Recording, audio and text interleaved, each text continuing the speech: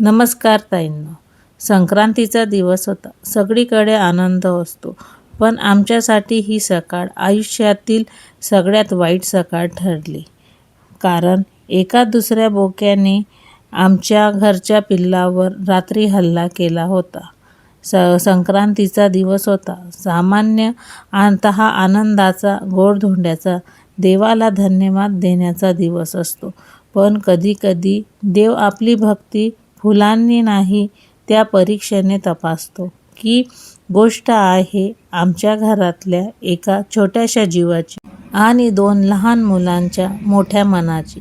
रात्री झालेली होती. रात्रीचे 3 वाजले होते. देवाने पहिली परीक्षा रात्री साधारण 3 वाजता एका भयानक आवाजाने घेतली. एक भयानक आवाज आला, इतका जोरात की झोपेतून सगळे उठून दचकून उठले. बाहेर धावत धावत सुटले आणि समोर हृदय पिळून टाकणारी दृश्य ते बघितले आम्ही. एका दुसऱ्या बोक्याने आमच्या मांजरीच्या छोट्याशा पिल्लाला दात मारून धरून ठेवलेले होते. त्या पिल्लाचं नाव होतं जेरी. लहानसं निरागस 2च महिन्याचं पिल्लू होतं ते. घरात सगळ्यांचा लाडका होता. त्याच्या अंगातून रक्त वाहत होते आणि आई मांजर आवाज करत होती. जणू देवाकडे मदतच मागत होती. आम्ही कसंबसं त्या बोक्याला पळवून लावलं. पण त्या रात्रीनंतर आमच्या घरात कोणीही नीट झोपले नाही. रात्रभर जागरण केलं. नैतिक तर रात्री झोपलाच नाही. तो सारखं त्या पिल्लांनाच बघत होता. बाहेर जाऊन त्याला ते चित्तच लागत नव्हते. ते पिल्लांना सारखा बघत होता तो. नैतिक आणि खुशीची खरी ओळख त्या रात्री झाली. नैतिक आणि खुशी एक क्षणही झोपले नाही. बोक्या परत येईल या भीतीने ते सतत बाहेर डोकावत होते. 3 वेळा ते परत बोक्या आला. पण प्रत्येक वेळी नैतिक आणि खुशी धाडसावून उभे राहिले आणि त्या बोक्याच्या मागे धावत सुटले. देवाने त्या रात्री दाखवलं वयाने लहान असो तरी मनाने मोठे होऊ शकतो. सकाळ उगवली. सकाळचा दिवस होता. सकाळी संक्रांत होती. त्या दिवशी परत दुसरी परीक्षा चालू झाली.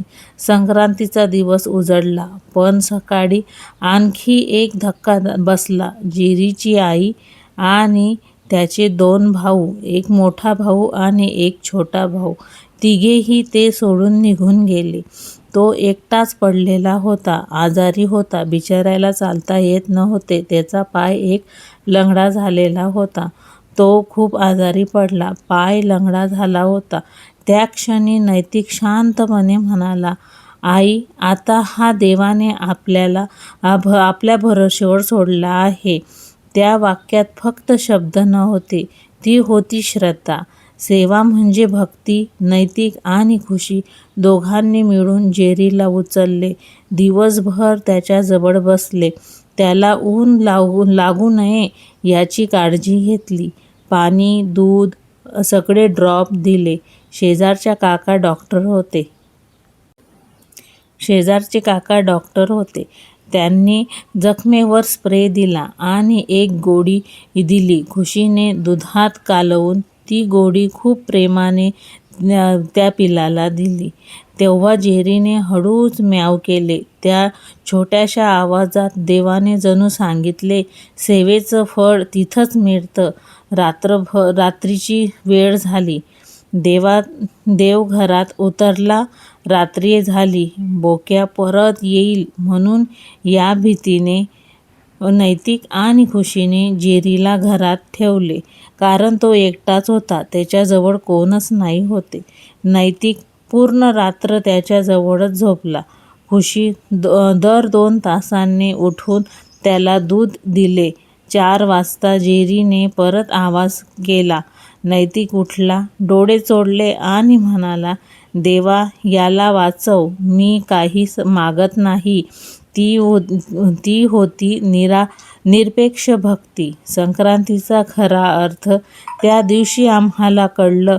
संक्रांत म्हणजे फक्त तिळगुळ नाही, संक्रांती म्हणजे अंधारातून प्रकाशाकडे जाणं, स्वतःच्या सुखापेक्षा दुसऱ्याच्या जीवाची काळजी घेणं. नैतिक आणि खुशीने हे आम्हाला शिकवून दिलं होतं. त्या दिवशी माणुसकी म्हणजे खरी पूजा.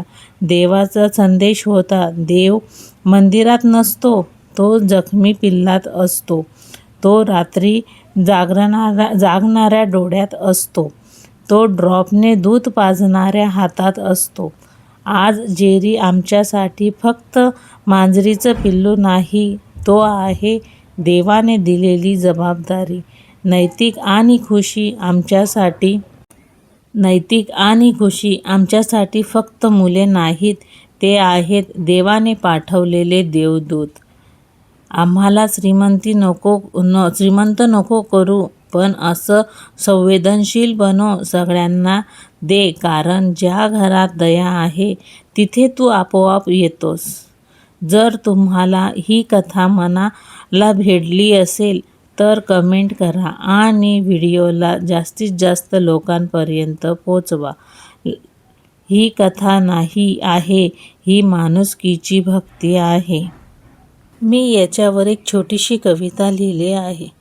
नको समजू स्वतःला पोरकं, मी तुझा आधार आहे. माणुसकीच्या या नात्यात प्रेमाचा ओलावा आहे. सोडून गेले जरी सगळे, मी तुझा रक्षक आहे. तुझ्या इवल्याशा जीवात मी माणुसकीची शोधतोय आहे. नैतिकसाठी हा संदेश, तुझे हे छोटेसे पाऊल खूप मोठे पुण्य आहे. प्राण्यांना बोलता येत नाही, पण त्यांना प्रेमाची भाषा समजते. हे पिल्लू तुला कधीच विसरणार नाही, कारण तू त्याला तेव्हा साथ दिलीस जेव्हा त्याला सर्वात जास्त गरज होती. त्याच्या या हृदयात दया असते. त्याच्या पाठीशी संपूर्ण निसर्ग उभा असतो. अशा प्रकारे प्राण्यांवर आणि निसर्गावर प्रेम करत राहा. तुला आणि त्या लहान पिल्लाला खूप खूप शुभेच्छा. श्री स्वामी समर्थ.